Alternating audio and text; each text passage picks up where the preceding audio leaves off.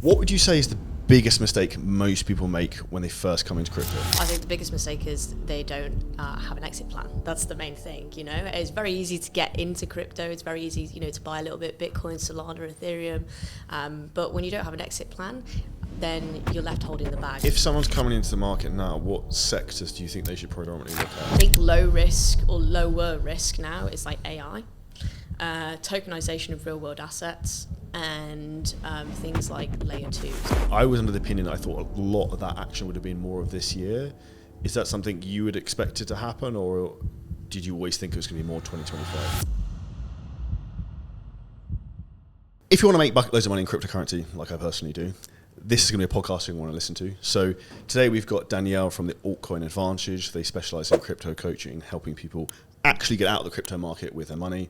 I have personally been caught with the predicament of buying before bull runs, riding all the way up the bull run, getting caught on the way down, and still holding loads of that cryptocurrency to this day. So today we talk about how you can make sure that doesn't happen and you can actually leave with the money you want to make. So big thank you for your time today. Thank you for having me. Appreciate it. What would you say is the biggest mistake most people make when they first come into crypto? I think the biggest mistake is they don't have an exit plan. That's the main thing, It's very easy to get into crypto. It's very easy, to buy a little bit Bitcoin, Solana, Ethereum. But when you don't have an exit plan, then you're left holding the bag because there's a lot of noise in the space. There's a lot of people saying, oh, Bitcoin's going to go up to X amount, Ethereum's going to go here, Solana's going to go here. But in reality, you don't know what the market's going to do. No one has a crystal ball. So my recommendation is to always have an exit plan and make sure that you are laddering out of your positions as quickly as possible, especially during this bull cycle. We've got about 12 months left. What would be a sign for someone to exit, and do you recommend people put in almost like sell targets already in terms of, okay, like I've got a lot of Solana, say Solana gets to X amount, I'm going to start to scale out? So this is where I differ from a lot of different people in the space. A lot of people in the space have price targets. Now, I don't like to have price targets, and hear me out with this. Every bull cycle, there's 4 years in a bull cycle, and the 4th year is always the year that you want to get out of the markets because that's when the most amount of growth happens. And 2025 is that year. So throughout January up until around October of 2025, that's when we're going to be laddering out of positions. I don't care what price Bitcoin goes to, what price Solana or Ethereum goes to, because I'm going to be laddering out over the next 10 months regardless. So if you want to do like an easy exit strategy, it could be 10% per month for the next 10 months from January to October. That's how we're playing it, and that ensures that we're actually taking profits and we're not waiting for Bitcoin to hit 100k, 150, 200, 250. It doesn't matter. We're going to be taking profits out regardless of the price. With that in mind, like the way I try and look at it is, I think as cryptocurrency is like musical chairs and Bitcoin's a music. Mm-hmm. And as long as it's going up, the music keeps playing. When it's coming down, it stops. Yeah. Is that something you think is the biggest driving force in crypto, is just watching what's happening there? There's a lot of different things that we look at. One of the main indicators, which is really interesting, is Google Trends. Okay, so that's in terms of like mainstream people looking at crypto and like Bitcoin in particular. Yeah, exactly. So whenever Bitcoin gets to around 80 to 100% on Google Trends, that's a top signal. So that's one of the main things that we look at. At the moment, I think it's around 18 for Bitcoin. So we're nowhere near adoption right now. Like retail isn't in Bitcoin at the moment, and we can see that because there is no interest in Bitcoin or any of the altcoins really at the moment. It's starting, it's bubbling, it is increasing slowly, but we're not there yet with retail. So Google Trends is one of the main things, and there's a lot of other things like on-chain data. So because blockchain's like completely transparent, I can actually see there's a chart that we look at called the net unrealized profit loss. And basically what that is it showcases the percentage of gains that people are in for Bitcoin. So let's say the net unrealized profit loss is 65%. That means out of every single person that owns Bitcoin, they're in profit around 65%. Usually when it gets anywhere above 60, that's a time that you should be laddering out. If it gets above 75, that's like you need to get out right now because there's way too many people in profit, and that's when the whales start to short their positions in Bitcoin. How much do you think the big banks, investment funds, manipulate the market? I think this cycle, it's definitely a lot more. Obviously, we've got the Bitcoin spot ETF, which is one of the most important things that's ever happened for Bitcoin in the last 10 years since its inception. Institutions are buying up Bitcoin like no tomorrow. BlackRock's buying it up. We're at all-time highs when it comes to like Bitcoin spot ETFs at the moment. So I do think that institutional adoption is helping with some kind of manipulation in the market for sure, 100%. In terms of with the markets, and I think the biggest problem I see is people, this is the gamification of how markets work, like it's red and it's green for a reason, like a casino. It's like actually manipulate the way your brain works. How can people be less emotionally attached to make less rash decisions maybe? And obviously this is one of the things you help people with. Yeah. So that's one of the main issues that we have with a lot of the people in our group when they come in. They are super emotional and they tend to overtrade. So they're trying to catch pumps. You know, they'll see something on Twitter, on social media, and they'll just like quickly buy it without doing the research. And what people don't realize is a lot of the stuff that's on Twitter is there too late, and you end up being the exit liquidity in a sense. So for us, we kind of work with them one-on-one to say, okay, like, what's your risk tolerance? What do you like emotionally? Do you tend to overtrade, et cetera, and then we work with them to put together a portfolio of like really good standing, solid projects in the space, and teach them that like the way that you make money in this market is just by being patient. You don't need to overtrade, you don't need to be emotional. You just need to hold and learn to hold, because it's actually very difficult to learn to hold. Some people love to overtrade their positions or just jump into hundreds of different altcoins, not realizing that you're diluting your portfolio by that point. There's no way that you can manage 100 different altcoins. It's almost impossible. So yeah, we teach them to have a perspective, have a 6 to 12 month horizon, have an exit strategy, and take your emotions out of the situation. Look at data, look at the analytics, look at what the market's telling you, not what someone on Twitter's telling you to do, if that makes sense. Yeah, or the taxi driver or whatever you hear from the dude at the pub, because I think that's the, as soon as like mainstream people start talking about it, that's a big flag for me straight away of like, well, like people will just randomly start WhatsApping me. I'm like, this is, because they know I'm interested in crypto. I'm like, this is a sign. Yeah, 100%. As soon as you know, you go to your local pub and John down the pub's telling you to get into Shiba Inu, that's probably a top signal in my eyes. I actually distinctly remember there was a time where I think it was Floki was getting pushed a lot in Dubai with actual like mainstream advertising, all the billboards and stuff. Really? Yeah, and I thought that was really interesting to see how aggressively they were trying to promote that. It's a good question to ask you is, I put up something in our group the other day about would people be interested in advice on crypto investing? They clearly are, which is why we're doing the podcast. And first thing that someone messaged me within about 2 minutes was like, what should I invest in? I was like, what do you mean? I was like, what meme coins? I was like, that's like meme coins. Like, what's your opinion in investing in meme coins as a strategy? Okay, so I have a perspective on meme coins that, again, a lot of people probably don't like. So I do think that meme coins is part of this cycle. There's no denying that, you know, meme coins, you can make money from it. But you've got to separate it into two different sectors. So sector number one is your blue chip meme coins. So these are meme coins that are over $1 billion market cap. They've been, you know, around for over a year. So these are the likes of like your Brett, your Pepe, your Shiba Inu, your Doge. Like, these are solidified in the markets. They've got a big enough market cap that the risk is lower, but will still probably have decent returns this cycle. And then that's like a 2% market share of the meme coin sector. Then the other 98% is pure gambling. Like, these are people that are just, you know, chucking money out of thin air into just a load of different altcoins or meme coins that have probably like a, you know, 2 week, 1 month, 2 month life cycle. And there's only a very, very, very, very small percentage of those meme coins that then become blue chip. So a lot of the people that come into our group, they have a meme coin portfolio that's down 98%. Because they don't realize that if you're getting into meme coins, you need to trade them. It's quick, it's fast, you need to have ears to the ground, you need to know the team behind it, who are the KOLs pushing it, who's behind the project, get in, get out very, very quickly, and then take your profits and put it back into Solana and keep it there.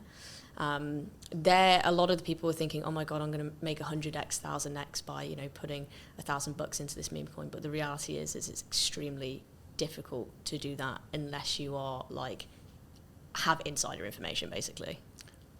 And I think one thing people don't understand is you only hear about people who make 1000x's, you don't hear about the 10,000 people who lost. 100%, yeah.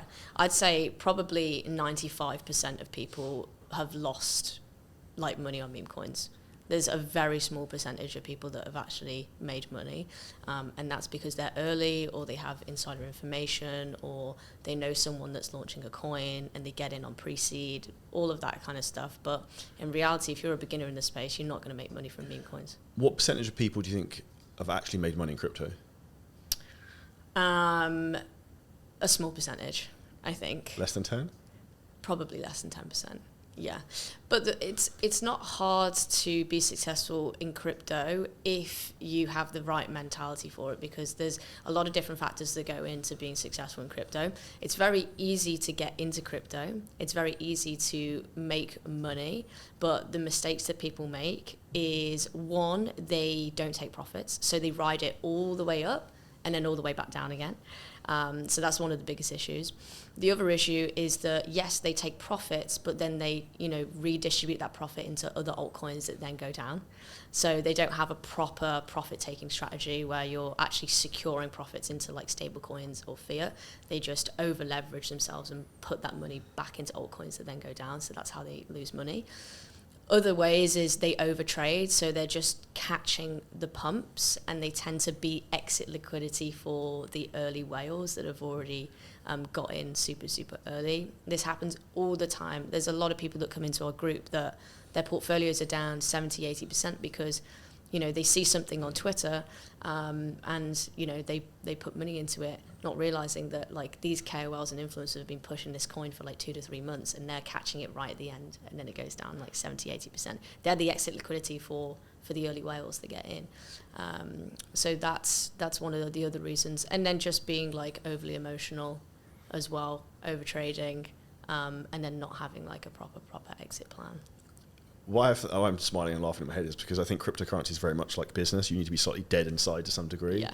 And after you've been fucked over and your crypto's gone down a shitload in one day, once it's happened loads of times, it's just it is what it is. Yeah. And it just doesn't bother you anymore. But I remember distinct, I think it was 2021. I think my portfolio went down 70 grand in a day, and I was like, fuck. Mm-hmm. Yeah. My strategy is when I know the market's going down, is just don't look at it. Just leave it and just don't look. Yeah, 100%. I mean, especially over the last 6 months, the markets has been going down considerably, and you do need to have thick skin. And I'm really fortunate in the sense that I'm kind of dead inside, as you said. I don't I just look at figures now and numbers just as numbers. I don't look at them as the dollar amount. I've seen my portfolio go down multiple 6 figures in a day, and it doesn't bother me. For a lot of people, that can hurt them. And that's, again, what we teach our students as well. Some of our students have got 6 figures, 7 figures in their portfolio, and they're, when we do have pullbacks, which are 30, 40%, they're losing, $500,000 in, paper value. But I train them to basically believe that it doesn't exist, in a sense. It doesn't exist. Unless you've clicked the sell button, then the numbers mean nothing. And it's just having patience, having that conviction, believing in your plays, believing in yourself. That's what really helps us be successful in the crypto markets. Because when you have that belief, when you have that conviction, when you believe in your strategy and you know where the market's going to go in the next 12 months, that's when those 30, 40, 50, 60% dips don't mean anything. And you're actually able to do what a lot of people don't do, which is buy the dips as well. When your portfolio is 50, 60% down, and then you're chucking another 100 grand into the market, you have to have some balls to do that. You have to have serious conviction. And that's what we work on every single day. Why I'm laughing, sorry, provided the story works out, we'll find out in a year or two, but when I had bought loads of Solana in the last bull run, I bought it at like 120, 150. I bought some at 250, and it went all the way down to like 10, 12. Yeah. And I was like, fuck it. I was like, I'm just going to start buying it again, because at that point I was like, I'm already in massively anyway. Yeah. And I bought quite a lot at that point, and now it's obviously back up to, I think it was like 170 or something roughly today. Yeah.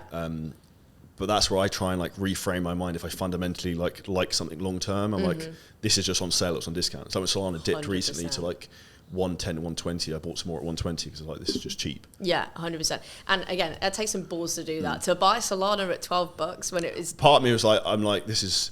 You're either going to fucking rinse this or you're fucked. So I was like, well, I'm already in. So like, you're in deep. You might as well like throw a bit more in and see what happens. Yeah, and I bet that was the best play of the year because, you know, buying at $12, it's now at what, 170? So you're up massive now. But there's a lot of people that wouldn't do that. So the fact that you did that means that you have conviction in Solana, you have conviction in the crypto market, and you know it's going to do well. And that play is played off for you. And you're going to make way more money because Solana's one of the best... layer ones this cycle, 100%. Like the community, the conviction, what it's doing, the activity, all the data is pointing towards that Solana's even probably going to compete with Ethereum. Like there could be a flippening where Solana could take over Ethereum, which is a controversial thing to say, but I do think that, you know, Solana has that potential, and the fact that you got in at $12 means you're gonna be onto an absolute winner. So that's a good question. So say hypothetically you're a man who got in and you were a degenerate, you bought some at $12. Where would you start looking to exit that? Because some people talk about going from 500 to 800 to more.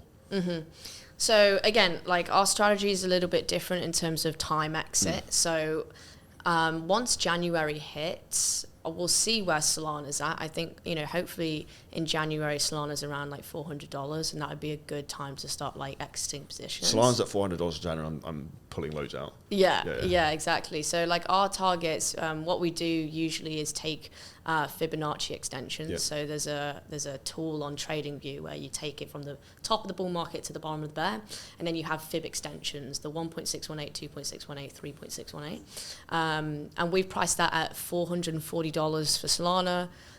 Is the 1.618, 660 is the 2.618, and then around 850 is the 3.618. So anywhere between those price zones, that's where we're going to be taking profits. Do you really think Solana could get to 400 by January?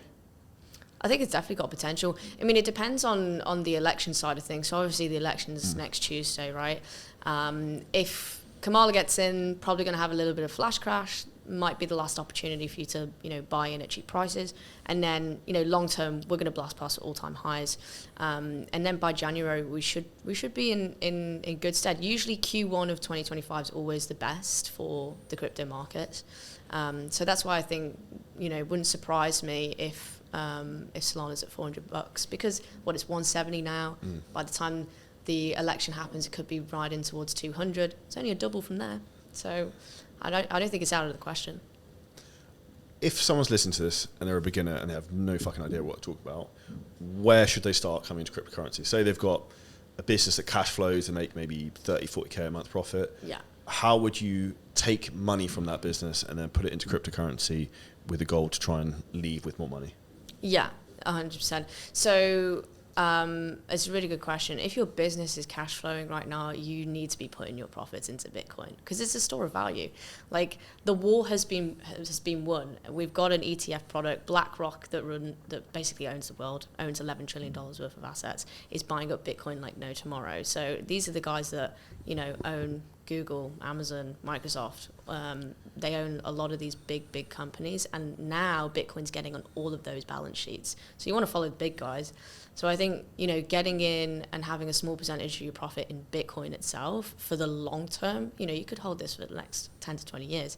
That's going to be a really, really good idea.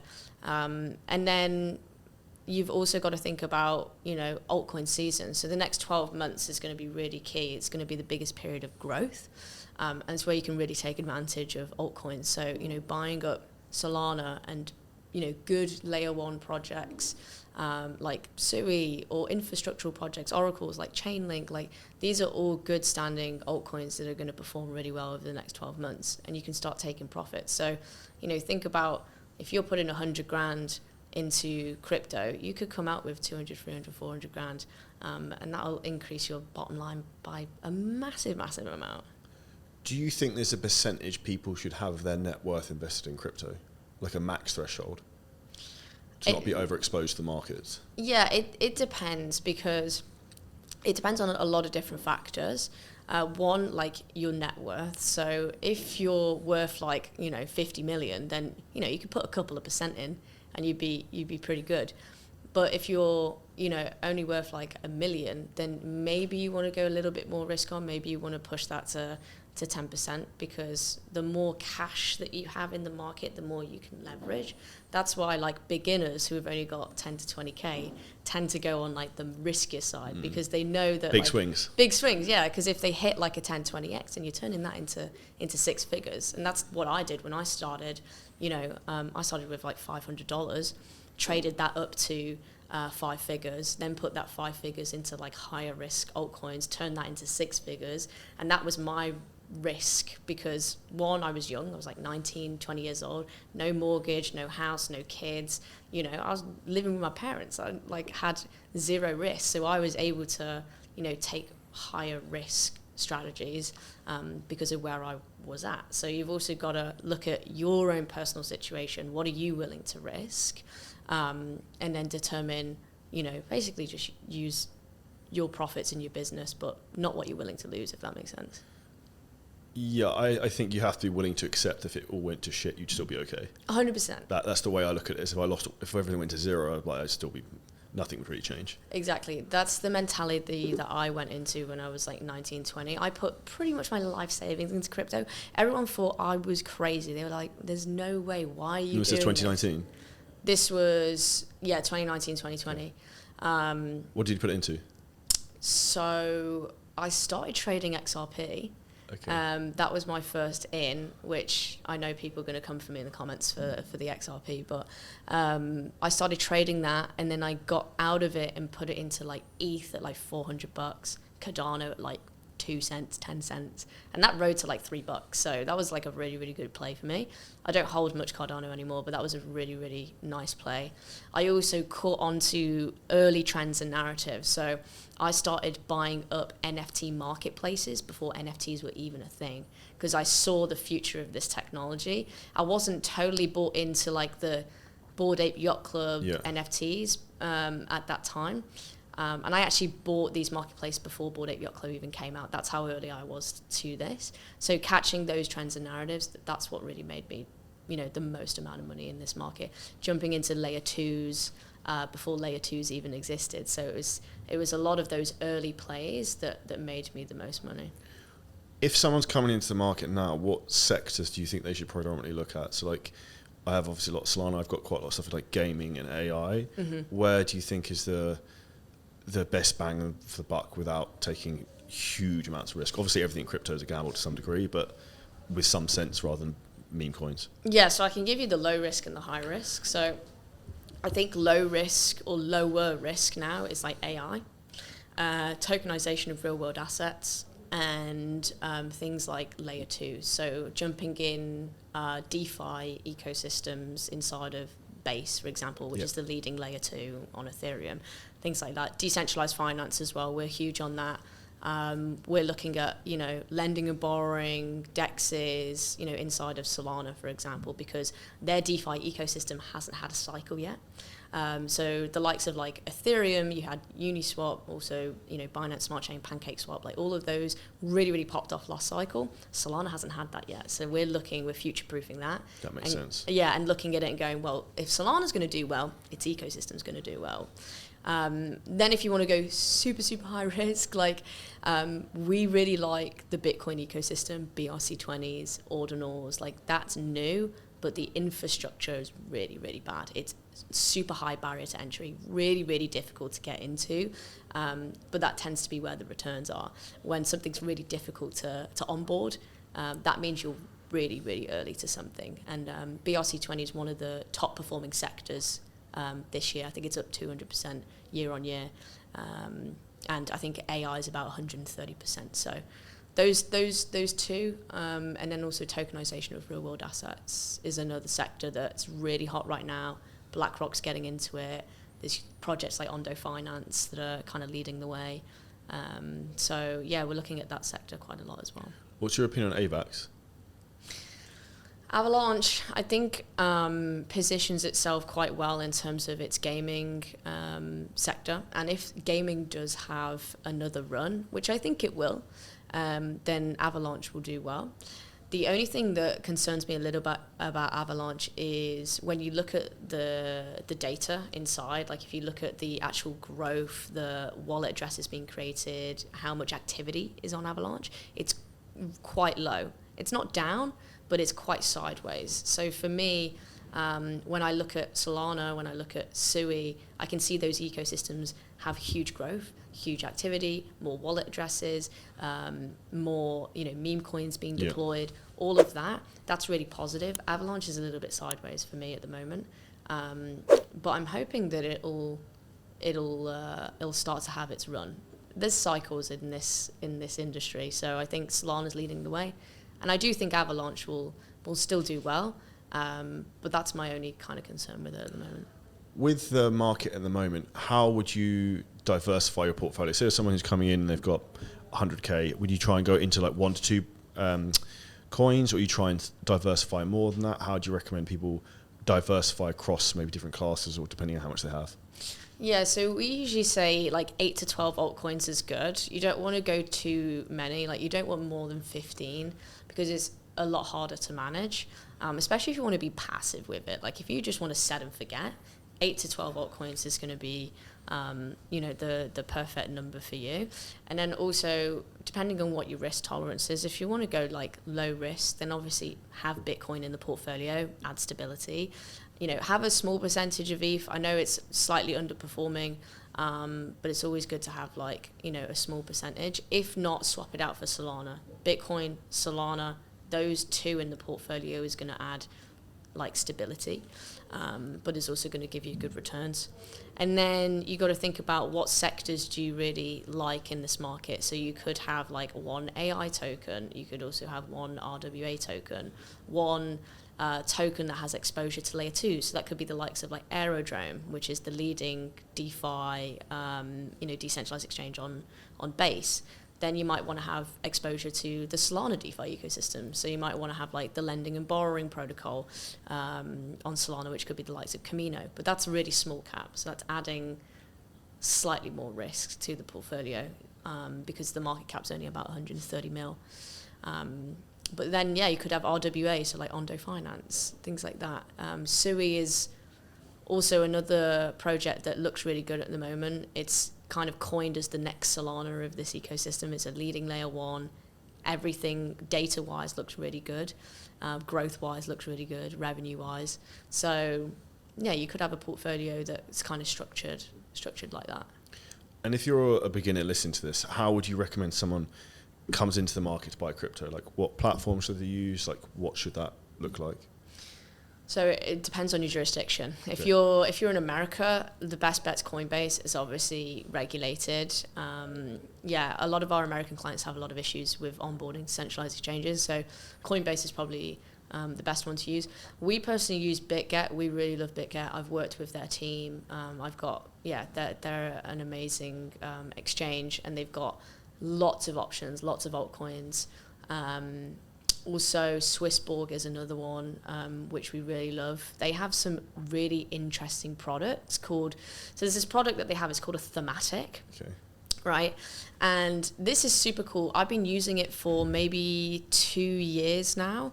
And it's got me insane returns. I think last year it got me over 300% returns in a bear market. And the way that it works is it's kind of like an index fund. It takes the top blockchains of the space, and you invest in it, and it cuts it up for you automatically. That's cool. So it's like S&P 500 but for crypto. Yeah, exactly. Yeah. So it's like the S&P 500, and what it does is it uses AI where it redistributes your portfolio for you every single month. So let's say you're overexposed in Solana, it'll slice profits off Solana and put it into another altcoin for you. Way easier. So cool. So we've used that.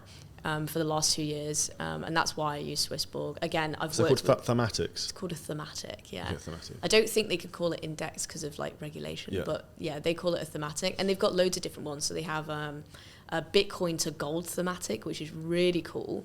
So if you want to invest in Bitcoin, but you don't know when to get out of Bitcoin, what it does is it automatically gets you out of Bitcoin over time and redistributes it back into gold for you, which is crazy. Yeah, that's wild. Yeah, it's super, super cool.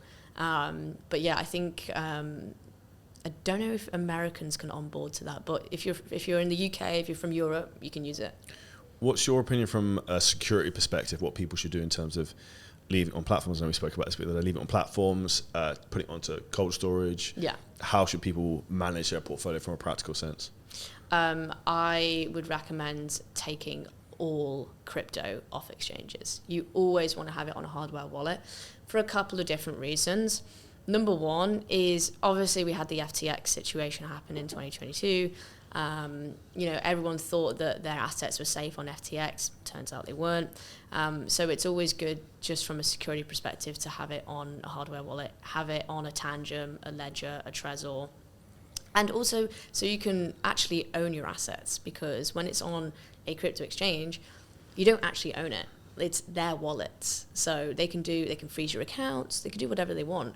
And also during a bull cycle, when it gets crazy and you're trying to sell, all of these exchanges go down.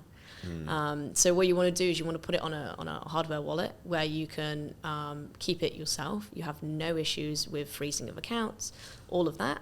And whenever you want to sell, you can sell, because you can use a decentralized exchange. And there's no problem with the decentralized exchanges going down, because they don't. That's very smart. I imagine that's the way to stop horror stories happening in terms of this, because even, for example, I had 15K worth of crypto taken out of like a MetaMask wallet, got hacked like 2 days after I bought something. Really? Yeah. There's a couple of things that you can do on MetaMask to protect yourself. So there's this Chrome extension called Wallet Guard. Okay. And this has saved me a couple of times, actually, where I've gone on a website not realizing that it's like a phishing link. Like the URL looks exactly the same, but maybe there's like one letter that's different, and it's actually a phishing scam. And what Wallet Guard does is when you're about to like connect your wallet, is it will come up with a warning and say, this is a detected phishing scam, please don't connect your wallet. So that's a really good way to protect yourself on MetaMask.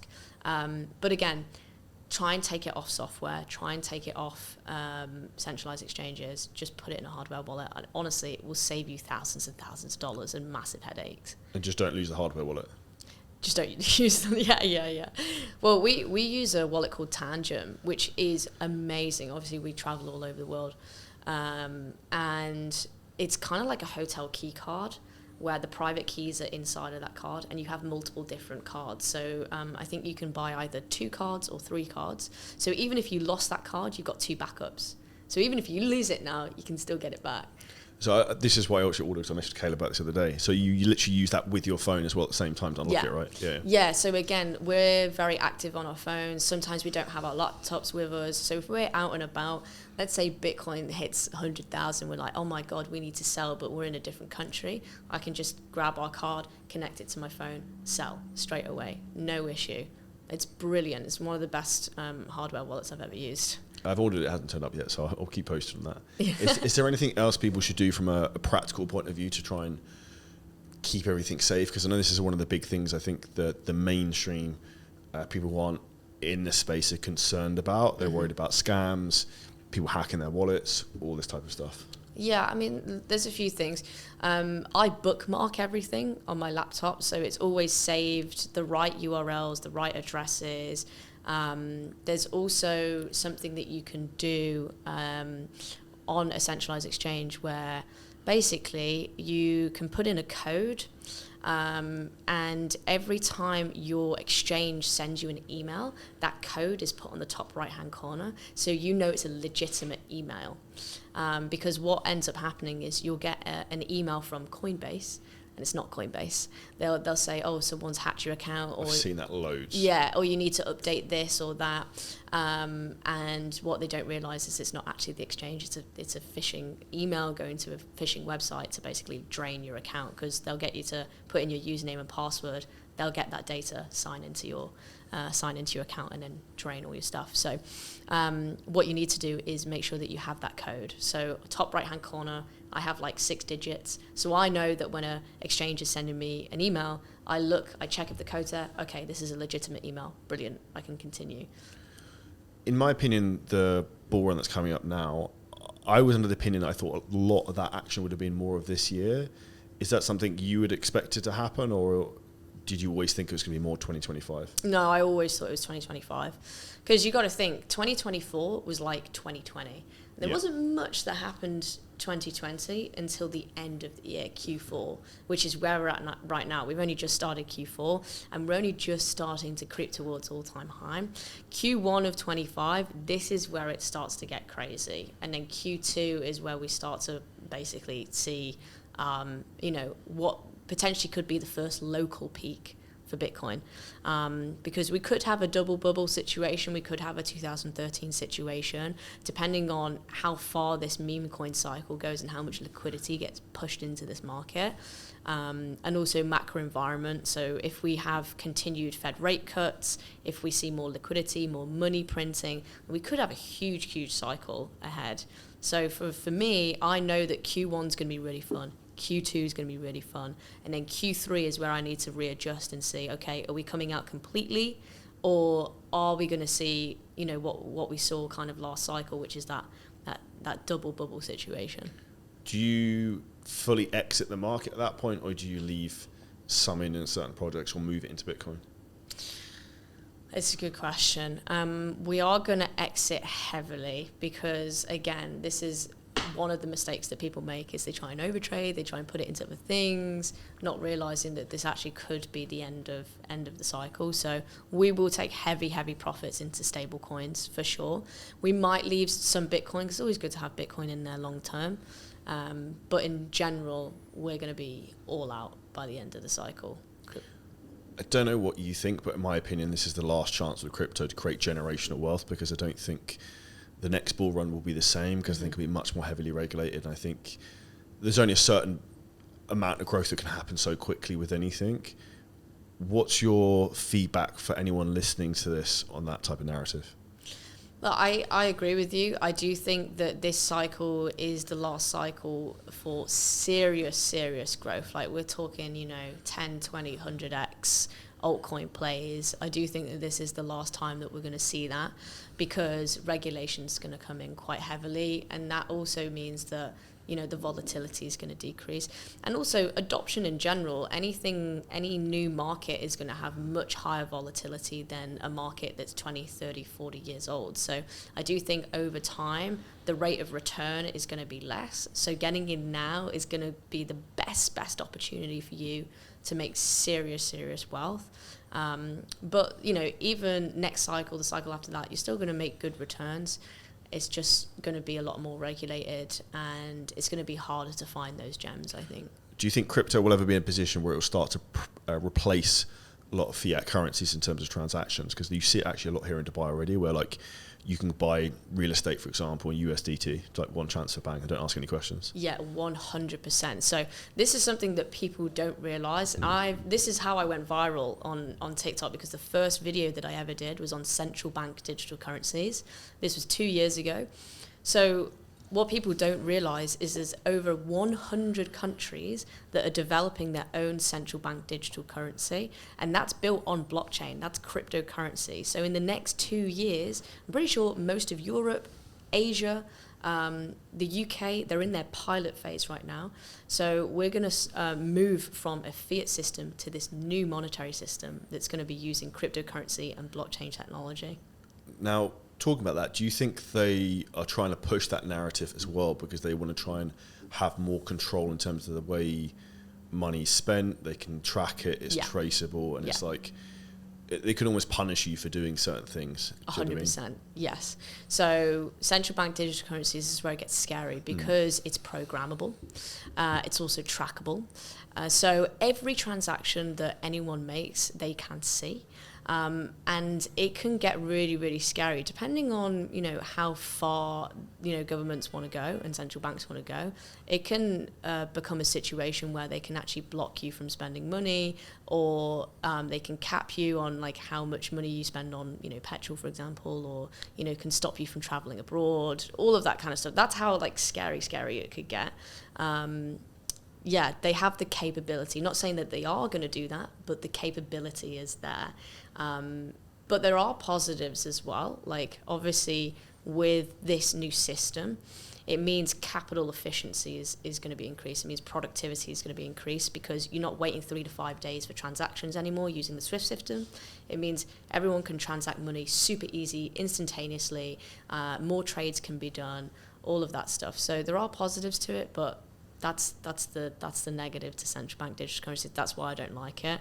And that's why having cryptocurrency is so important. Having Bitcoin is so important. Having your cryptocurrency on a hardware wallet that you can control and no one else can control, that's really important as well.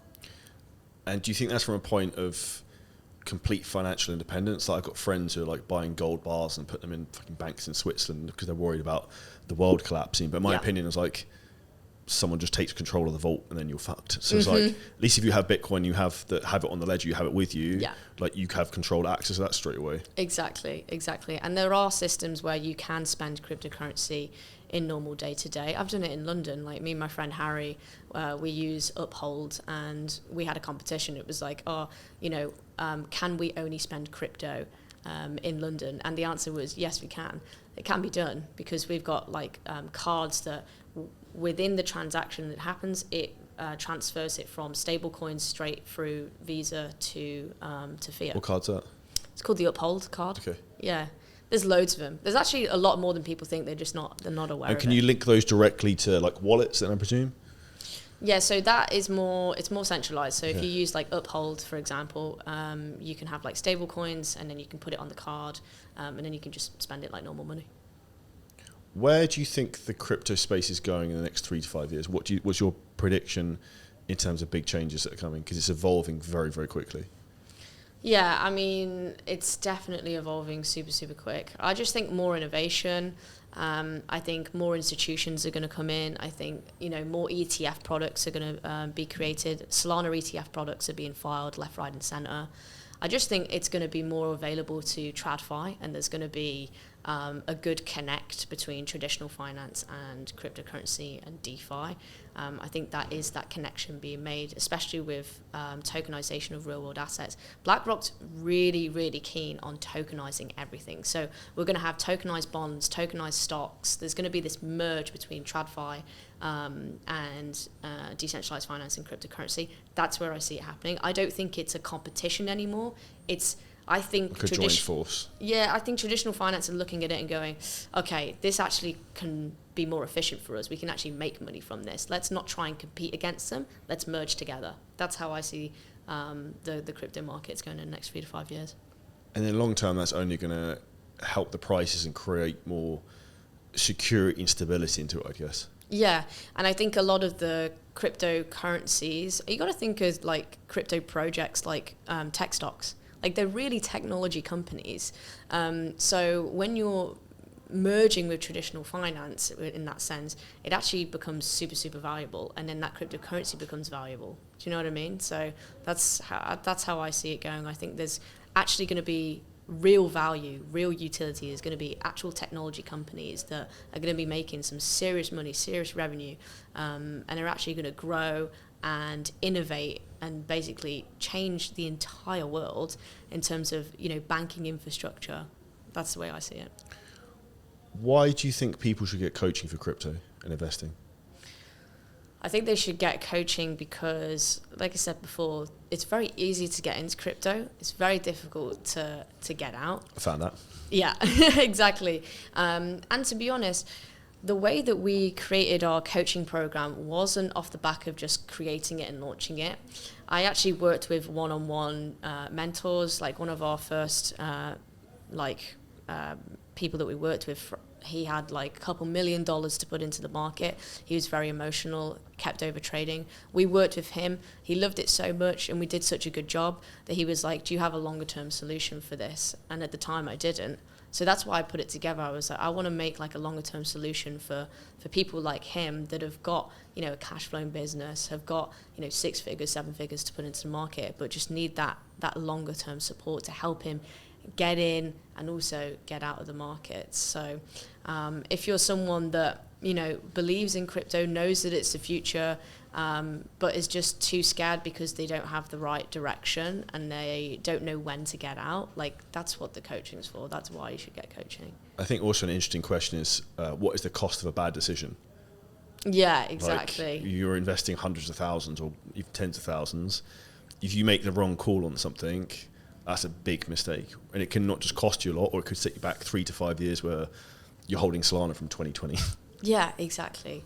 No, that's a really good point is, you're paying to get the expertise from not just me, but an entire team that's been through multiple cycles and has done this and made all the mistakes. Like I've done everything. I've been rug pulled. I've lost like hundreds of thousands on bad decisions.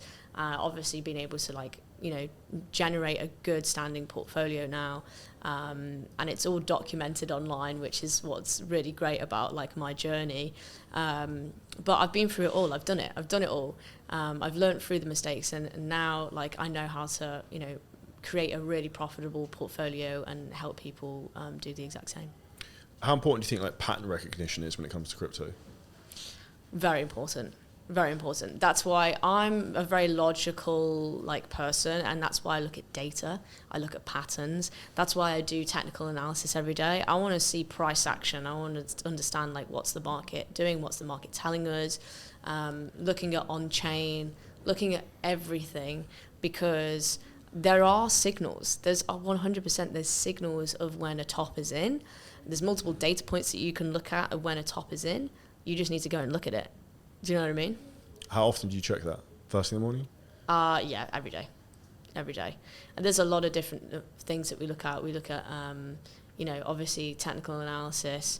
We look at Bitcoin dominance. We look at total 3, which is the market cap excluding, or the total market cap of altcoins, excluding Bitcoin and Ethereum. We look at on-chain data like net unrealized profit loss. We look at other metrics like Google Trends. All of this, we're looking at a lot of different data points and then putting it together and seeing it as a collective, what it's telling us. And I imagine that takes a lot of time, which is why sometimes it's easier to pay someone to be like, yeah, you probably want to start selling, or you should probably start buying more if you can. Yeah, exactly. I mean, we've got a full research team. We've got myself, we've got Caleb.